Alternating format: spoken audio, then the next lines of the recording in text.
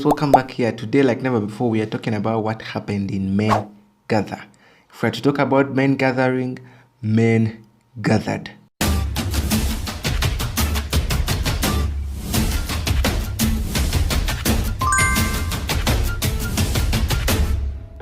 Okay, if you're new, my name is Simon, and here we speak the African way of things that actually do matter. Every year, Phaneroo Ministries International, that is led by Apostle Grace, hosts a men's gathering meeting where we talk about a lot of things: manhood, vision, finances, career-wise, all those things. So just in case you missed it, I'm going to put a link to the whole live stream down in my description.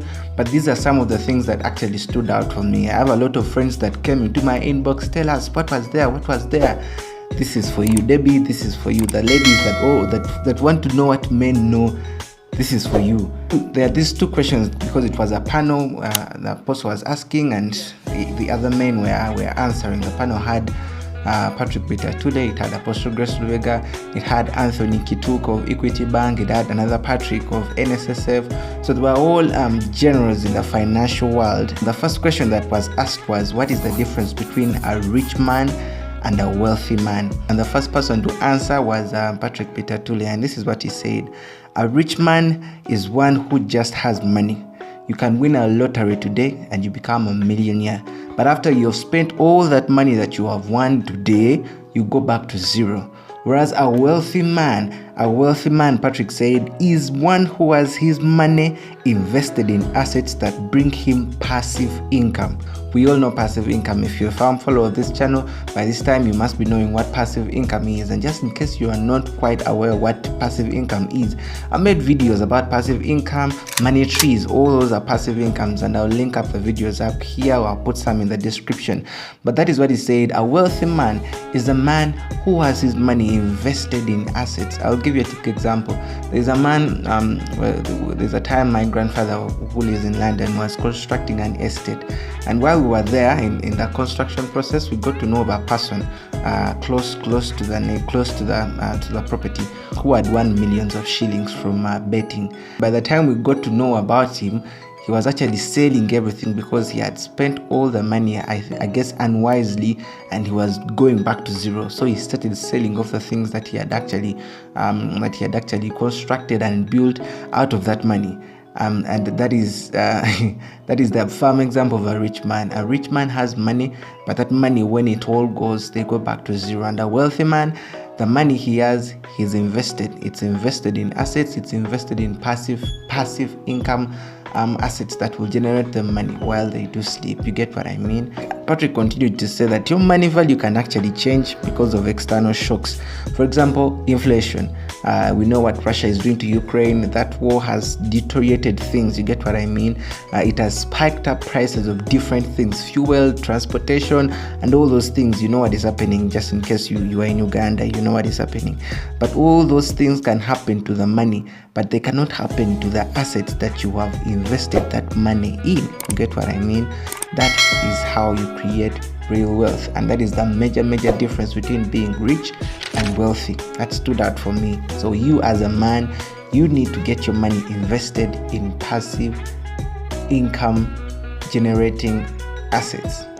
You get what I mean? And the second question that actually stood out for me was Apostle asked the panel, and he told them, with the young generation that we do have, that is you and I, young African people, young people all over the globe, we love things to come fast. We want quick results. And he was asking this gentleman, what are the simple principles of reaching there from zero to a higher place? This is what Patrick Bitatule said. So our society needs a complete mindset shift if we're going to break that chain, because it's something that is ingrained in you. And he said, everyone wants to come out of poverty. It's a common thing. It's a common goal. But we must understand that it is a process. It's not like you're going to jump from A to Z. No. It's a process. A, B, C, D, E, F, G, up to Z. You get what I mean? As young people all over the globe, we want things to come quick. We want quick results, but we must trust and respect the process. The second thing he said, he was like, train your mind to have a habit of saving and investing what you have saved. That is how you will build capital. He said that you need grit, you need research, and you need risk. If you do not risk, then you will not have the capabilities and the pedigree to build up a business plan. So as a man, as a young man, it's very much important to have those three in your arsenal. You need to make research, you need to have grit, that is strength, that is not giving up. Then you need to have a risk-taking mindset. Sometimes the things that elevate us from one level to another are the risk-taking things, are the things that look risky to take, are the things that look risky to involve in, but yet in actual sense, deep within us, we have been engrafted with the abilities, with the capabilities, with the pedigree, with the strength to overcome each and everything that comes our way, and we get to the next level. That is how men build conglomerates. That's how men start long-lasting generational businesses. That is how young people, we must do it. We need to have grit, we need to have research, we need to have risk. And the other thing he said, that we as young African people, we need to accept rejection. Sometimes we will fall down, but it doesn't mean that that is the end of the world. In as much as you've fallen down, get your body up, dust yourself, and move up. You get what I mean? There's one man who said that it's not about how many times you fall, but it's about the number of times you get yourself up, you dust yourself, and continue moving in the direction that you were in before you fail. That is a mindset of a winner. That is the mindset that every young man is supposed to be having. After Patrick Bitare answered this question, another gentleman from Equity Bank, one of the big managers in Equity, Mr. Anthony, he also came and he gave us his view, his answer to this question. And he said, Discipline, especially for the youth, winning is about discipline. And discipline is knowing that this has to be done whether I feel like doing it or not, whether I'm inspired to do it or not, whether I'm motivated to do it or not. We must have that discipline. You get what I mean? And he said, educate yourselves, because education was meant to free your mind, to think beyond what you see. You get what I mean? And he's saying that young people, we need to practice TIS.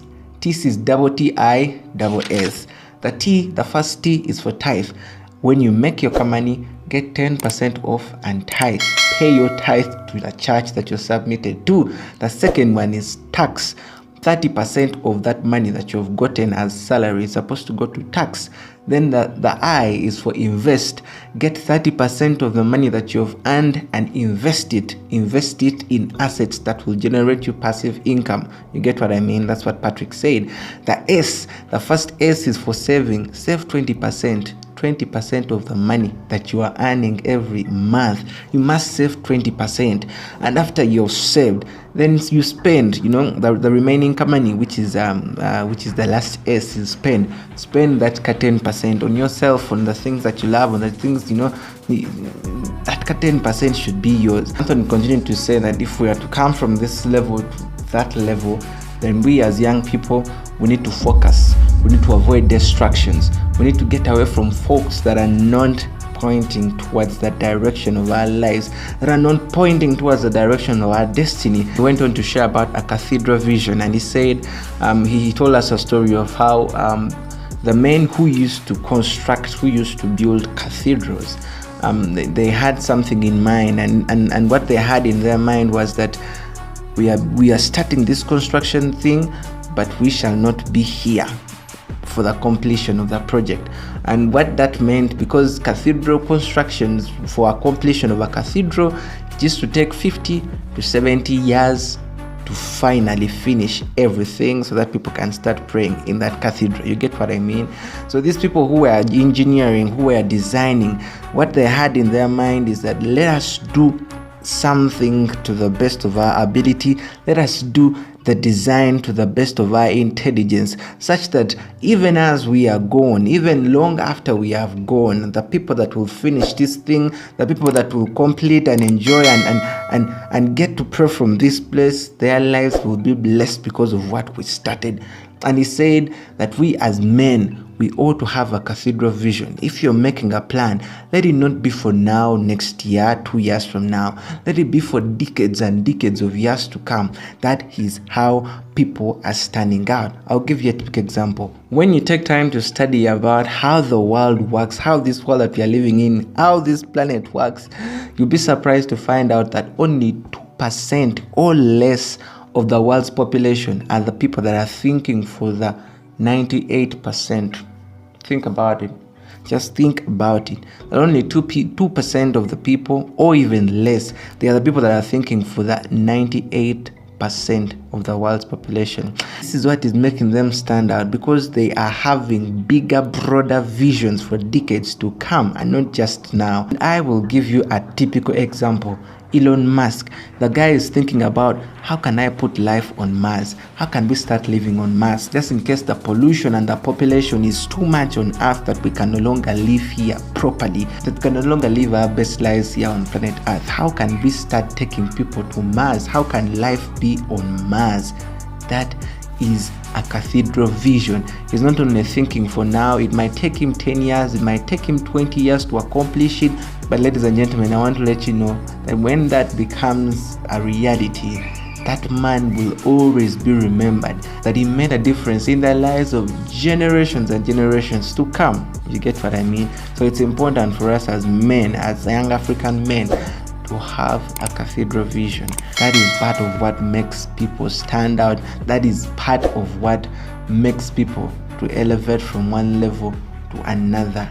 In whatever spectrum of industry, in whatever space of life that you're in, think broader, think big, think bigger, have a broad vision for those around you, for those to come after you, and for those that will come after those that will come after you. And Apostle Grace also added on, and he said, we need to study more. As men, we need to study more. He said that if you studied physics as a major subject for your engineering, for you as an engineering student, and that is what is going to get you that aviation job, then you need to try at least and understand how the economics of the world works. You need to understand how maybe the biology or the semantics of chemistry and computer science work. You get what I mean? Because you don't know when that information and knowledge will be required of you. And lastly, this is what stood out for me. Mentors, young men, young African men, we need to look out for people from whom we can pattern our lives. You get what I mean?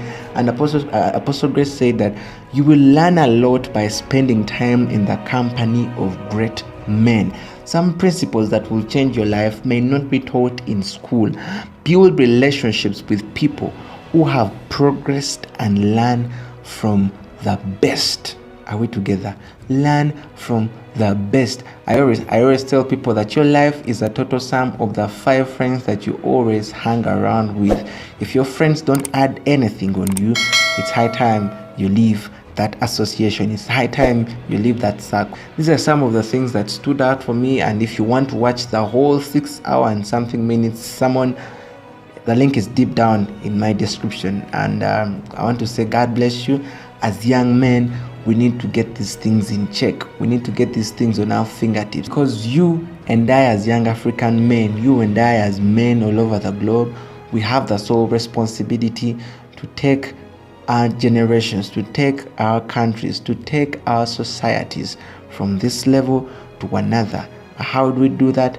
By educating ourselves, by investing in ourselves, by learning as more as we can, so that we can evolve. As the world is evolving, we evolve with it, we change with it. That is how we are going to make a difference in our families, in our homes, in our generation, in our places of work.